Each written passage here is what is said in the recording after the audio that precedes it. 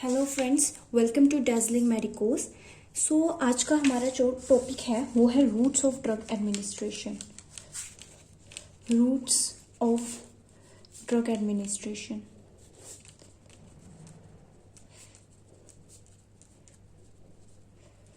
Friends, ये video देखने से पहले मैं आप सबसे रिक्वेस्ट करूंगी कि इस वीडियो को लास्ट तक देखिएगा और प्लीज़ इस वीडियो को लाइक कीजिएगा और चैनल को सब्सक्राइब कीजिएगा और ज़्यादा से ज़्यादा शेयर कीजिएगा अपने फ्रेंड्स के साथ। So routes of drug administration में हम किन किन चीज़ों के बारे में बात करने वाले हैं।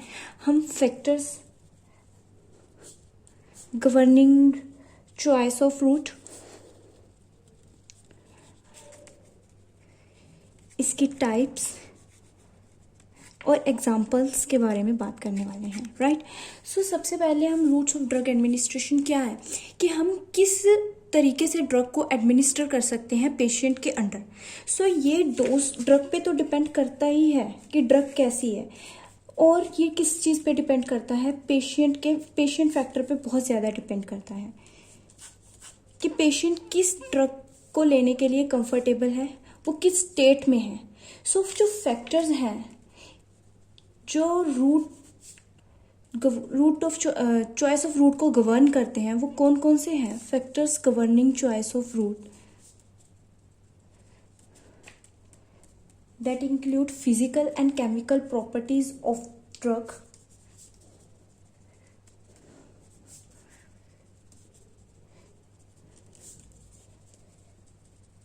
ड्रग सॉलिड है, लिक्विड है, गैस है, उसकी स्टेबिलिटी क्या है, उसकी पीएच क्या है।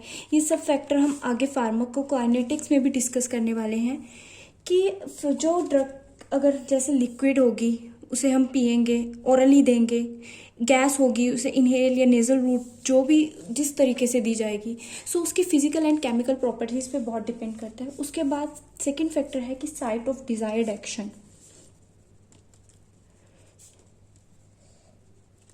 हमें लोकलाइज्ड इफेक्ट चाहिए या हमें जनरलाइज्ड इफेक्ट चाहिए, उस चीज़ पे डिपेंड करता है कि हम ड्रग को किस रूट के थ्रू दें।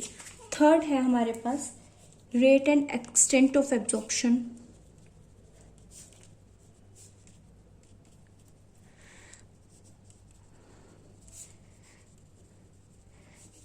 फोर्थ है effect of digestive juices.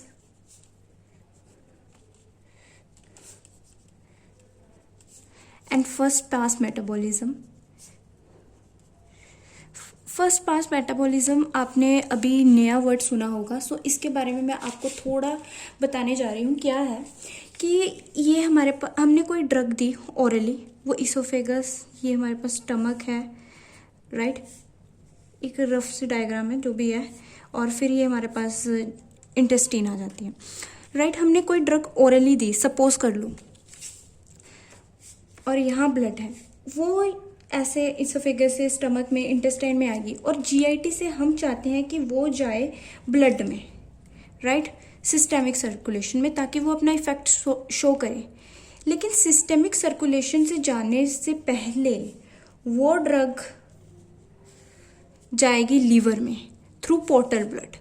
So drug दी हमने ओरली, ठीक है, पोर्टल ब्लड के थ्रू पहले वो लीवर में जाएगी और फिर लीवर से वो जाएगी सिस्टेमिक सर्कुलेशन में। तो लीवर क्या करता है, सपोज हमने कोई ड्रग दी, 100% ड्रग है, वो यहाँ से पहले तो 80% ड्रग है जो वो लीवर में चली गई है, लेकिन 20% ड्रग मान लो वो एक्सक्रीट हो गई या फीसिस में चली गई जो कि एब्सॉर्ब ही नहीं हुई। लेकिन हमें ये ड्रग लीवर में नहीं चाहिए, हमें ये ड्रग कहाँ चाहिए, सिस्टेमिक सर्कुलेशन में।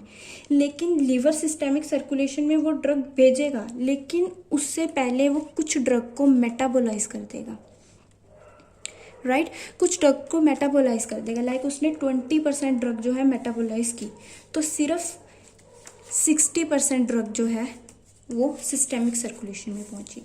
सो बहुत सी ड्रग हैं जिनका फर्स्ट पास मेटाबॉलिज्म बहुत ज़्यादा होगा, तो हम उन ड्रग्स को ओरली नहीं देंगे, क्योंकि अगर वो फर्स्ट पास मेटाबॉलिज्म ज़्यादा है, सपोज कर लो यहाँ से 80% में से 70% जो है वो मेटाबोलाइज हो गई, तो सिर्फ 10% पहुंची। हमें इफेक्ट में भी ज़्यादा चाहिए हो। ये जस्ट एक वैल्यूज़ है, एजम्पशन है आपको समझाने के लिए, राइट। सो ये होता है फर्स्ट पास मेटाबॉलिज्म। और किस चीज पे डिपेंड करती है? Rapidity. Rapidity with which response is desired.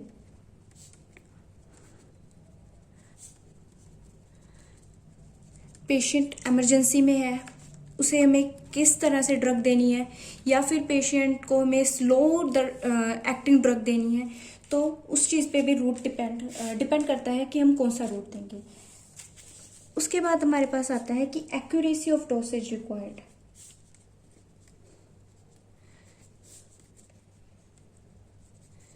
Then हमारे पास डिपेंड करता है कंडीशन ऑफ पेशेंट। लाइक अगर पेशेंट अनकॉन्शियस या वॉमिटिंग, अनकॉन्शियस स्टेट या वॉमिटिंग कर रहा है, तो हम उसे ओरली ड्रग थोड़ा दे सकते हैं। सो इस चीज़ पे भी डिपेंड करता है कि कौन सा रूट होगा। सो ये कुछ फैक्टर हैं जो गवर्न करते हैं चॉइस ऑफ रूट को। Physical and chemical properties of drug, site of desired action, rate and extent of absorption of drug, effect of digestive juices and first pass metabolism, rapidity with which response is desired, accuracy of dosage required, and condition of the patient. Right? So routes of drug administration में हमने पहला factors governing choice of route discuss कर लिया है।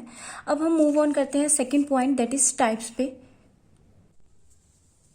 सो roots को हम broadly divide कर सकते हैं कि वो लोकली एक्ट कर रहा है या फिर सिस्टेमिकली एक्ट कर रहा है। दैट इज उसका लोकल एक्शन है या फिर उसका सिस्टेमिक एक्शन है। उसका लोकल एक्शन है या फिर उसका सिस्टेमिक एक्शन है। So local routes and systemic routes. Local routes में हमारे पास क्या होगा कि जो हमारी ड्रग हमने जो दी है वो किसी पर्टिकुलर साइट पे ही लोकलाइज्ड होगी, उसका इफेक्ट वहीं तक होगा, वो बाकी की सिस्टेमिक एब्जॉर्प्शन पे उसका इफेक्ट बिल्कुल नहीं होगा। सो उसकी कंसंट्रेशन जो है वहीं पे हाई होगी जहाँ पे हम चाहते हैं, बाकी की जो रेस्ट ऑफ बॉडी है वो उस ड्रग से एक्सपोज नहीं होगी। तो इसमें जो हमारे पास सिस्टेमिक साइड इफेक्ट या साइड इफेक्ट्स या टॉक्सिसिटी है वो मिनिमल या होगी ही नहीं, एब्सेंट होगी और मिनिमल होगी। राइट? जैसे इसमें हम एग्जाम्पल के तौर पे लिख सकते हैं ग्लिसराइल ट्राइनाइट्रेट, ग्लिसराइल ट्राइनाइट्रेट। इसे हमने स्किन पे लगाया एज ऑइंटमेंट या फिर ट्रांसडर्मल पैच।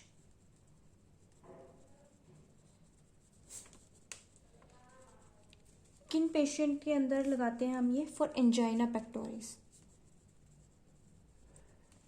सो ये हमारा लोकल रूट्स है, मतलब हमने जिस डिजायर्ड एक्शन पे ही लोकलाइज्ड साइट पे ही इसका एक्शन होगा। राइट? और इसमें हमारे पास तीन आ जाते हैं, topical,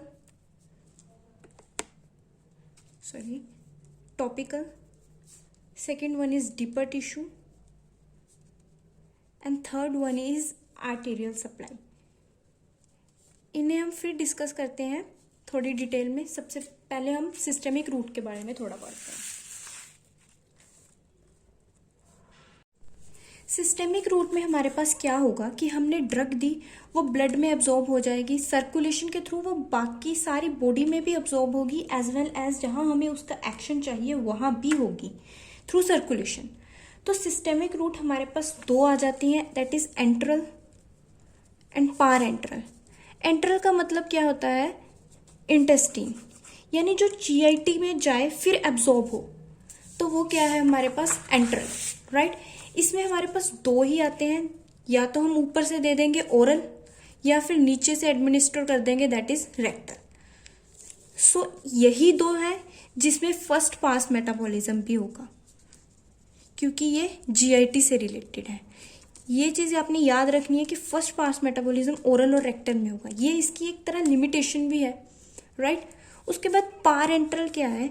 that is parenteral away from intestine, जो सीधी ब्लड में चली जाए, इंटेस्टाइन में ना जाए, सीधी ही सिस्टमिक सर्कुलेशन में पहुंच जाए। अब ये हम दो तरह से एडमिनिस्टर कर सकते हैं, that is injectable forms and non injectable forms. अब इस चीज़ में स्टूडेंट्स गलती करते हैं, उन्हें लगता है कि जो पार एंट्रल है वो जस्ट इंजेक्टेबल होता है। नहीं, वो नॉन इंजेक्टेबल भी हो सकता है। पहले इंजेक्टेबल किस किन फॉर्म्स में हम लगा सकते हैं? Subcutaneous, intramuscular, intravenous. So injectable हमारे पास ये 3 आ चुके हैं, दैट इज सबक्यूटेनियस, इंट्रामस्कुलर दे दिया या फिर इंट्रावीनस। और नॉन इंजेक्टेबल हमारे पास क्या होते हैं? सबलिंगुअल हो गया, ट्रांसडर्मल पैचेस हो गए, नेजल रूट हो गया या फिर इनहेलेशन हो गया। अब इनके बारे में मैं आपको थोड़ा बहुत बताती जाती हूँ कि ये क्या चीज़ें हैं। सो सबसे पहले हम लोकल के बारे में पढ़ लेते हैं, that is topical, deeper tissue and arterial supply. So सबसे पहले हमारे पास आ जाता है टॉपिकल। टॉपिकल में क्या है कि हमने लोकलाइज एक्शन करना है, ठीक है, तो हम सरफेस पे एक्सटर्नली एप्लीकेशन लगा देंगे, मतलब एक्सटर्नली ड्रग को अप्लाई कर देंगे। So it is external application of the drug to the surface for localised action, और ये हमारे लिए कन्वीनियंट होगा। सो एक चीज़ मैं आपको बताना चाहूँगी फ्रेंड्स, जब भी हमने ये ड्रग्स के बारे में हमारे पास कोई भी रूट पे शॉर्ट नोट आता है, तो आपने सबसे पहले उसका बेसिकली बताना है कि वो हम देते कैसे हैं या वो है क्या। उसके बाद आप उसके एडवांटेजेस और लिमिटेशन लिख सकते हो। जैसे कि टॉपिकल क्या है, अब हम इसे इजीली अप्लाई कर सकते हैं और उसकी हम एक ना एक लिमिटेशन लिख देंगे, राइट। अब टॉपिकल के बारे में हम बात कर रहे थे। टॉपिकल साइट्स हमारे पास कौन कौन सी हो सकती हैं? स्किन हो सकती है, ओरोफेरेंजियल म्यूकोसा, ओरोफेरेंजियल या nasal mucosa, eyes, ear canal, anal canal और vagina. So in form of lotion, ointment, cream, powder, rinse, paints, drop, spray, lozenges हो गए, सपोजिटरीज होगी और पैसरीज होगी, किसी भी फॉर्म में हम उसे इन जगहों पे, इन साइट्स पे जो है हम अप्लाई कर सकते हैं। सो वो टॉपिकल है। जैसे इसकी एग्जांपल हमारे पास आ जाती है सैल्बुटामोल,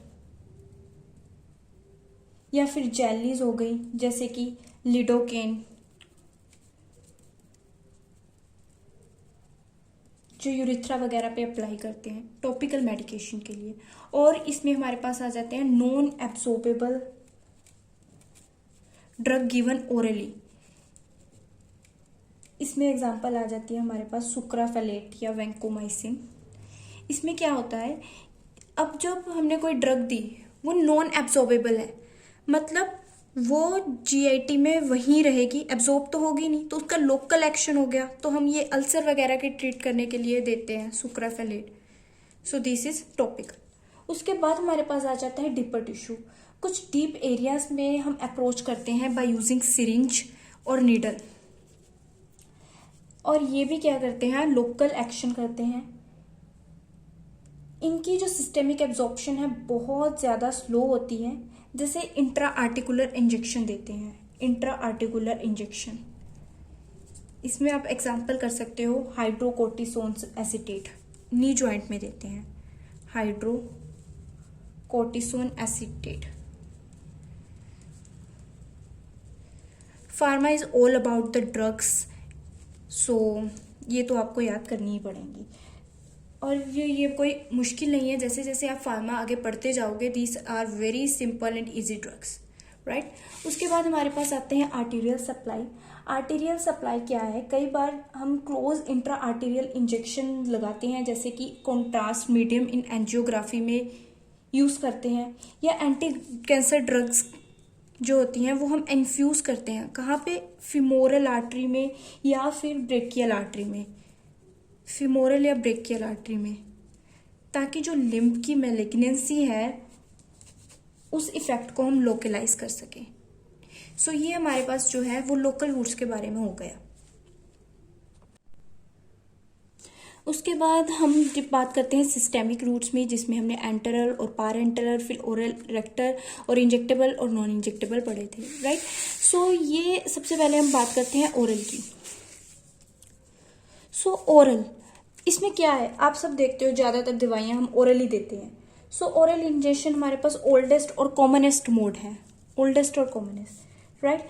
और इसके आप एडवांटेजेस लिख सकते हो कि ये सेफ है, कन्वीनियंट है, कोई हमें बहुत एक्सपर्ट नहीं चाहिए, हर कोई खुद से ले सकता है, चीप है, राइट। और इसमें हमारे पास क्या होता है, सॉलिड डोसेज मिल जाती हैं और लिक्विड डोसेज होती हैं। Liquid dosage form, solid dosage किस फॉर्म में हो सकती हैं, टैबलेट्स हो सकती हैं, पाउडर, कैप्सूल्स या स्पेंसूल्स वगैरह। और लिक्विड्स में आपके पास सिरप्स, इमल्शन, मिक्सचर वगैरह जो हम ओरली देते हैं। अब इसकी लिमिटेशन क्या है, एक लिमिटेशन तो हम डिस्कस कर चुके हैं, दैट इज वो ड्रग्स जिनका फर्स्ट पास मेटाबॉलिज्म बहुत हाई है वो ओरली इनइफेक्टिव होंगी।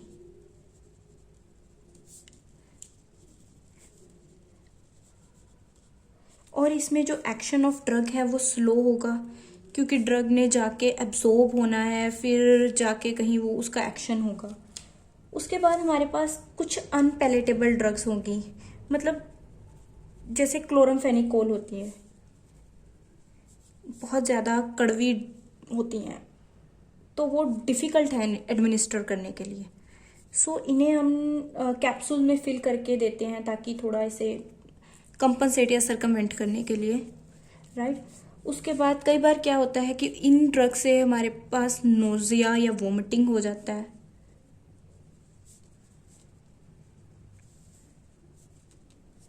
राइट। और क्या हो सकता है कि ये ड्रग्स डाइजेस्टिव जूसेस से डिस्ट्रॉय हो जाएं या फिर लीवर में, जिससे हम कह सकते हैं first pass metabolism, destroyed by digestive juices, जैसे पेनिसिलिन जी एंड इंसुलिन।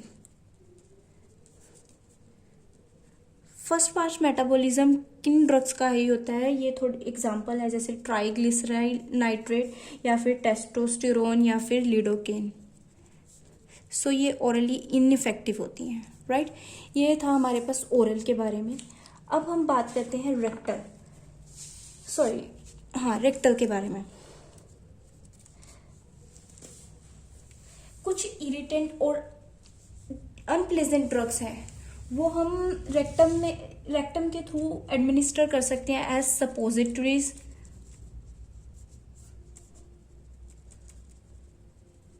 और rectal enema, retention enema.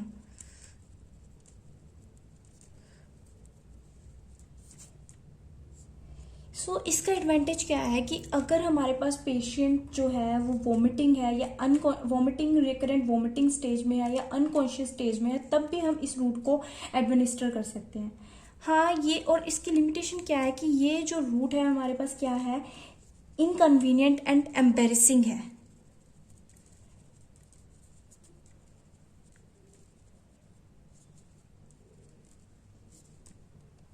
Absorption जो है स्लो होगी, इरेगुलर होगी और ऑफनली अनप्रिडिक्टेबल होती है, राइट। और इसमें हमारे पास क्या है कि कौन कौन सी ड्रग हैं जो हम रेक्टल के थ्रू दे सकते हैं, वो हम डायपर, एक न्यूमोनिक है उससे याद कर सकते हैं। R means rectal, D means diazepam, इंडोमेथैसिन,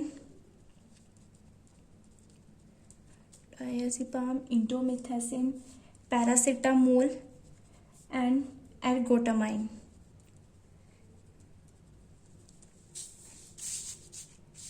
right. So ये हमारे पास इंट्रल रूट्स हो गए। सो फ्रेंड्स, आज की वीडियो के लिए इतना ही। हम जो पारेंटल है वो हम नेक्स्ट वाली वीडियो के अंदर डिस्कस करेंगे। सो जो अभी हमने पढ़ लिया है उसे हम फटाफट से एक बार रिवाइज कर लेते हैं। रूट्स जो हैं सबसे पहले काफ़ी फैक्टर्स हैं जो गवर्न करते हैं कि हमारा चॉइस ऑफ रूट क्या रहेगा, जिसमें बहुत से फैक्टर आ जाते हैं। उसकी स्टेट क्या है, पेशेंट कैसा है और बहुत ज़्यादा, राइट। उसके बाद हम डिवाइड करते हैं उससे लोकली एक्ट करनी है क्या सिस्टेमिकली एक्ट करना है। तो हम दो तरह के रूट्स बना लेते हैं, लोकल रूट्स और सिस्टेमिक रूट। उसके बाद लोकल रूट वो है जिसमें हम एक डिजायर्ड या लोकल साइड पे ही ड्रग का इफेक्ट रहेगा। इसमें तो सिस्टेमिक साइड इफेक्ट और टॉक्सिसिटी के चांसेस बिल्कुल कम होते हैं या बिल्कुल नहीं होते हैं। इसमें हमारे पास 3 तरह के आ जाते हैं। टॉपिकली हम अप्लाई करते हैं या deeper tissue in the form of syringes, और नीडल हम इंजेक्ट करते हैं। आर्टेरियल सप्लाई जैसे हम एंटी कैंसर ड्रग्स इन्फ्यूज कर देते हैं फीमोरल और ब्रेकियल आर्टरी में। उसके बाद हमारे पास आ जाते हैं सिस्टेमिक एक्शन। सिस्टेमिक एक्शन में हमारे पास 2 आ जाते हैं, एंट्रल और पारेंट्रल। ये इंटेस्टाइन से जाके यानी कि जीआईटी में से एब्जॉर्ब होते हैं। इसमें हमारे पास 2 ही रहेंगे, ओरल और रेक्टल, और इन दोनों रूट्स में हमें फर्स्ट पास मेटाबॉलिज्म देखने को मिलेगा। पारेक्टल मीन्स अवे फ्रॉम जीआईटी, यानी कि ये जीआईटी में नहीं जाएंगे, सीधा सिस्टेमिक सर्कुलेशन में पहुंच जाएंगे, ब्लड में पहुंच जाएंगे, और ये इंजेक्टेबल होते हैं और इंजेक्टेबल या नॉन इंजेक्टेबल होते हैं। इसे हम इंजेक्शन के थ्रू देते हैं, सबक्यूटेनियसली दे सकते हैं, इंट्रामस्कुलरली दे सकते हैं, इंट्रावीनसली दे सकते हैं। और नॉन इंजेक्टेबल हमारे पास फिर आगे 3 होते हैं, दैट इज सबलिंगुअल, ट्रांसडर्मल, 4 होते हैं, सबलिंगुअल, ट्रांसडर्मल, नेजल इनहेलेशन। सो ये थी हमारी आज की वीडियो। अगर आपको अच्छी लगे प्लीज प्लीज प्लीज इसे लाइक करना, शेयर करना और सब्सक्राइब करना। Thank you.